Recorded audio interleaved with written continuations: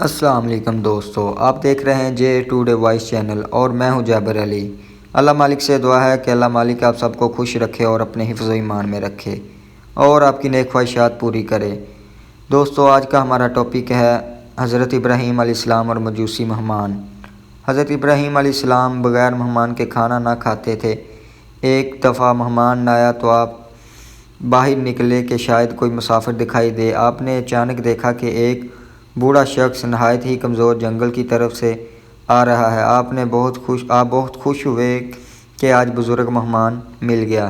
اس کو دعوت دی جو اس نے قبول کی۔ آپ نے شکریہ ادا کیا اور اس کو گھر لے کر آئے۔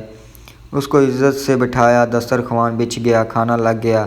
جب کھانے لگے تو سب نے اللہ کا نام لے کر کھانا شروع کیا، مگر اس بوڑھے نے بسم اللہ نہ پڑھی۔ آپ نے فرمایا، یہ کیا ماجرا ہے کہ نعمت کھانے سے پہلے نعمت دینے والے کا نام تک تو نے نہیں لیا؟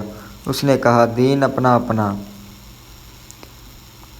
ہے کہ میں تو آتش پرست ہوں، کیا روٹی کے لیے اپنا دین چھوڑ دوں؟ آپ نے اس کو دسترخوان سے اٹھا دیا۔ اس کے چلے جانے کے بعد اللہ تعالیٰ نے ابراہیم علیہ السلام کو وحی فرمائی کہ مجھے بھی تو پتہ ہے یہ مجوسی ہے، مگر تو 100 سال سے اس کو کھلا رہا ہوں تو ایک وقت کا بھی نہیں کھلا سکا۔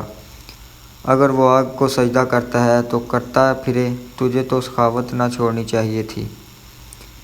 اس کہانی سے ہمیں سبق یہ ملتا ہے کہ مہمان نوازی پیغمبروں کا اخلاق ہے جو امتیوں کو بھی اپنا آنا چاہیے۔ ہمارے نبی کریم صلی اللہ علیہ وسلم کی سیرت طیبہ میں مہمان نوازی کے سینکڑوں ایمان افروز واقعات موجود ہیں۔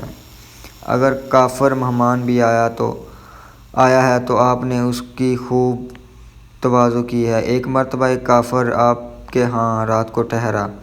آپ نے اس کی مہمان نوازی فرمائی۔ وہ جاتے جاتے بستر پہ پیشاب کر گیا جو آپ نے اپنے ہاتھوں سے اٹھایا۔ جب صحابہ کرام نے عرض کیا، ہم دھوتے ہیں، تو آپ نے فرمایا، نہیں، میں ہی دھوؤں گا کیونکہ مہمان میرا تھا۔ سبحان اللہ، کیا شان تھی آپ صلی اللہ علیہ وسلم کی۔ دوستو، اگر ویڈیو اچھی لگی تو ویڈیو کو لائک کر دیں اور کمنٹ کریں